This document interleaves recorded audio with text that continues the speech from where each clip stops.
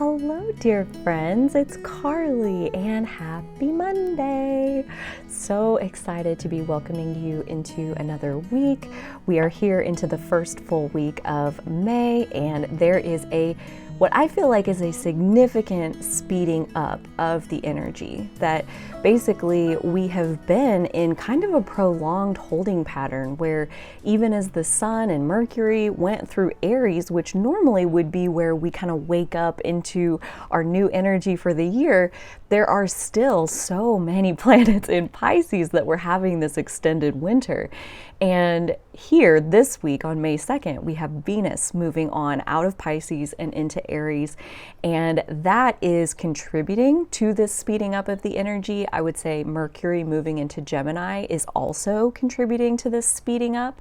And then we'll have a gradual speeding up through the rest of the month of May. Like next week, we have Jupiter entering Aries. And then in another week or two, we have Mars entering Aries. So we'll have this momentum building throughout the month of May while we have some retrogrades going on. Like Pluto went retrograde April 29th. So that ended all planets direct. We now have Pluto in retrograde. Mercury will be in retrograde soon. We'll talk more about that next week. But there is some of that going on as well. So we're speeding up in some regards, and there's still some processing happening. So we're not fully into the full speed ahead energy just yet, even though there is likely kind of a breath of fresh air as the wind carries my floofs. There's this breath of fresh air coming through our energy field right now where all of a sudden we just feel a little bit lighter, a little bit faster, a little bit more ready to charge forward into maybe some new and uncharted territory. So the main chunk of time that I want to spend today is talking about Aries energy. So if you've heard me talk about before that we are all 12 of the zodiac archetypes. So even if you have your sun in a completely different sign, not Aries, you're a solar Gemini, for example, or solar Scorpio, we all have Aries energy in us somewhere. As planets come into this sign, it gets activated for all of us. So we already had a rush of Aries energy back when the sun and Mercury moved through. That was in March and early April. And now we have kind of a second wave of Aries energy that is coming through. That the idea that I want to talk about in this first week of covering Aries, we'll do another chunk on Aries later on once we have a few more planets there. But the first chunk I want to talk about is courage. So courage as a concept, what does that mean? It means being afraid, and it means doing it anyway. So courage, being afraid and doing it anyway, knowing what you want. Maybe even if you're scared to go in that direction, but you are clear on the direction you want to go, walking it anyway, facing the fears. Aries is a lot about facing fears, which is essentially what courage is. It's the courage to act in spite of fear. So with Venus moving into Aries, Venus is the goddess of love and relationships and art and all of these beautiful, peaceful things. And Aries is a firebomb. So when we have Venus, which kind of shows when we see Venus in our natal chart, it shows how we relax. It shows how we find equilibrium after maybe a traumatic experience.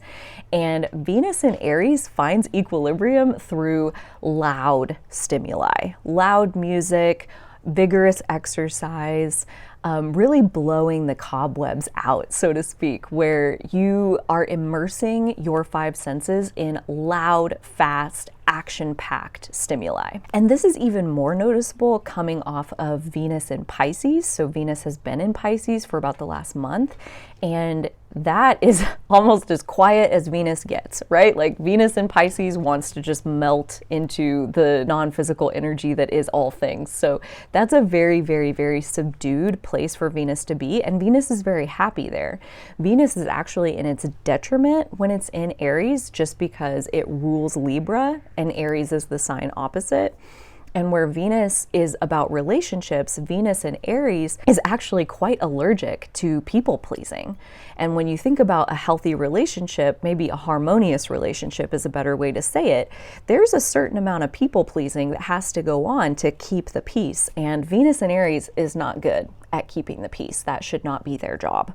So if this is a placement that you carry in your natal chart all the time, maybe that's a behavior that you are well aware of. And if this is something where your Venus is natally in a different sign, this 30 days of Venus in Aries, pretty much for the month of May, is going to be maybe a burst of energy, a burst of courage to speak up about your needs in the relationship.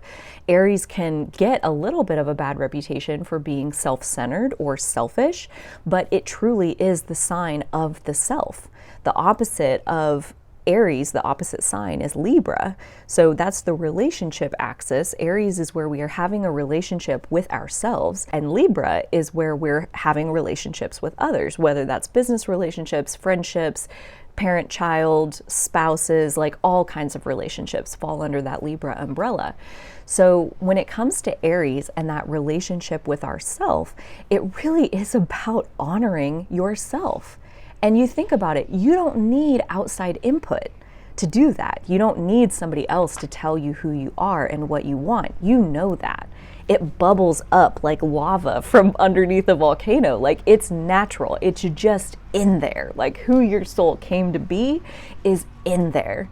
And when we get out of our own way, when we take off our obligations to society and to our parents and to our loved ones, and we start allowing ourselves to show up in the way that's authentic to who we truly are deep down, that is us honoring ourselves. And Aries, one of the superpowers of what Aries is so good at is to be somewhat immune to the influence of other people. And think about like what that allows us to do. A good dose of Aries energy is meaning that your soul's mission is that much more likely to actually take place, because you're not living for what everybody else wants from you, which if you have heavy Libra energy, maybe that's putting you on your path exactly where you need to be. But with all of this energy that's going to move through Aries in this next month to 5 months, we have Jupiter in Aries coming for its first chapter. We'll talk more about that next week. But it's like with all of this Aries energy, it is time to acknowledge and honor what your soul is asking for from you. And this is reminding me, I just recorded before this one, you'll notice my outfit is the same. My Saturn return story time. I've been planning this video for weeks and I just recorded it. I have a lot of pictures and timelines and stuff that I want to add into the video, so editing is probably going to take me a while, but it really is like my Saturn return is such a story of going from living out the recipe that like everybody else does, like, oh, okay, well, I'm this old, so it's time to get married and have kids and I need to buy a house and like blah, blah, blah. Like, that's just what you do. I was so on that path until my Saturn return, and that basically like caused the collapse of that path and the birth of this new path, where that's essentially what it is me doing what my soul is asking for. One of the other superpowers that Aries has is being able to say no to other people. And sometimes they get told like, you just don't listen, Well, kind of I don't listen because I'm so tuned in to what's going on in here. So that's definitely a shadow side of Aries in general, is that, it is the sister sign of Libra. Libra's all about relationships and harmonizing with others. So the shadow of Aries is that you have a really hard time harmonizing with others. You're so consumed with what you want that you have very little give to be able to like acquiesce to what somebody else wants, like compromise. Like Aries, I would say, is allergic to compromise and people pleasing. So this is not a time for that. Like if we had all of this energy moving through Libra, I'd be saying something completely different to you. But because this energy is moving through Aries, I feel like this is a time of the volume knob of what your soul is speaking to you all the time, all day, every day. The volume knob is being turned up. And every single one of these placements that comes into Aries over the month of May, remember Venus, Jupiter, Mars, all of that is going to be like the volume knob turning up and turning up and turning up until basically like what we're working towards at the end of this month, I think it's on May 26th, is Jupiter and Mars are going to make a conjunction in Aries, and that is supposed to be like fireworks of what our soul wants, but that's at the end of this month, right? We're not there yet. It's okay. We're not to fireworks yet. Right now, we are at a place of Venus lets us know, like, what do we desire? What do we want on a day-to-day basis? So that's why I say, like, coming out of Venus and Pisces, we probably wanted rest, we wanted quiet, we maybe wanted solitude, we wanted deeply meaningful spiritual connections. And now moving Venus into Aries, it's so much more an outward focus of, I want to, like, Venus in Aries is just loud. It's louder than Venus in Pisces, I guess I should say, where Venus in Aries makes noise. Like, it feels good to make noise. It feels good to howl around a bit. Burst of energy that says, like, I am so grateful to be alive. So the do's and don'ts of this Venus and Aries energy. So state your needs in your relationship. You know, if there's something that has been maybe bothering you for a while, then this is a good time to honor yourself and speak up on behalf of yourself, the same that you would speak up on behalf of someone that you loved and you saw them enduring something that wasn't right for them, or that was like trying to fit a square peg into a round hole. You would stand up for them and you would want them to have a situation that was good for them. And Venus in Aries is like being able to turn that superpower on ourselves and wanting ourselves to have a situation where we get to be who we are down to our most core, authentic, raw version of our soul. And the don'ts of Venus in Aries is, don't stop listening to your partner. Don't force your way on others.